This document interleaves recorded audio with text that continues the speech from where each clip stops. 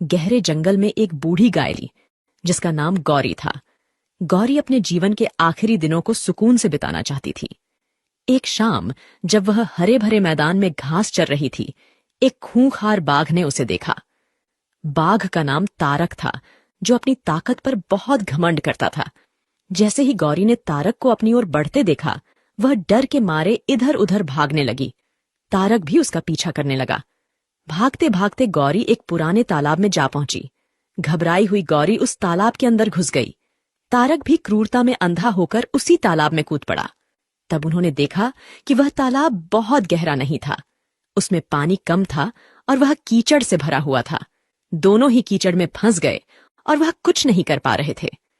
गौरी उस कीचड़ के अंदर धीरे धीरे ढंसने लगी। तारक भी उसके पास होते हुए भी उसे पकड़ नहीं सका। वह भी धीरे धीरे कीचड़ के अंदर ढंसने लगा। दोनों ही करीब करीब गले तक उस कीचड़ के अंदर फंस गए। दोनों हिल भी नहीं पा रहे थे। गौरी के निकट होने के बावजूद तारक उसे पकड़ नहीं पा रहा था।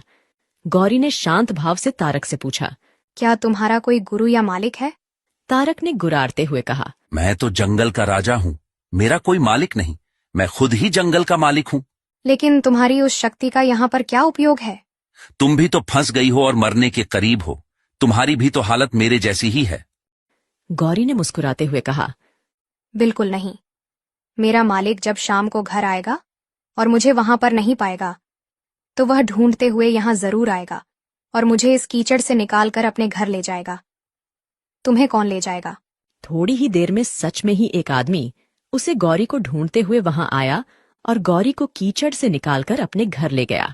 जाते समय गौरी और उसका मालिक दोनों एक दूसरे की तरफ कृतज्ञता पूर्वक देख रहे थे। वे चाहते हुए भी उस बाघ को कीचड़ से नहीं निकाल सकते थे, क्योंकि उनकी जान के लिए वह खतरा था। इस घटना से गौरी और उसके मालिक के बीच का लगाव और भी गहरा हो गया, जबकि तारक को अपने अहंकार की कीमत चुकानी पड़ी। इस कहानी में गाय समर्पित हृदय का प्रतीक है, बाघ अहंकारी मन है और मालिक ईश्वर का प्रतीक है। कीचड़ यह संसार है और यह संघर्ष अस्तित्व की लड़ाई है। किसी पर निर्भर नहीं होना अच्छी बात है, लेकिन मैं ही सब कुछ हूं, मुझे किसी के सहयोग की आवश्यकता नहीं है।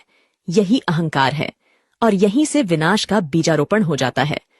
ईश्वर से बड़ा इस दुनिया में सच्चा हितैषी कोई नहीं होता, क्योंकि वही अनेक रूपों में हमारी रक्षा करता है।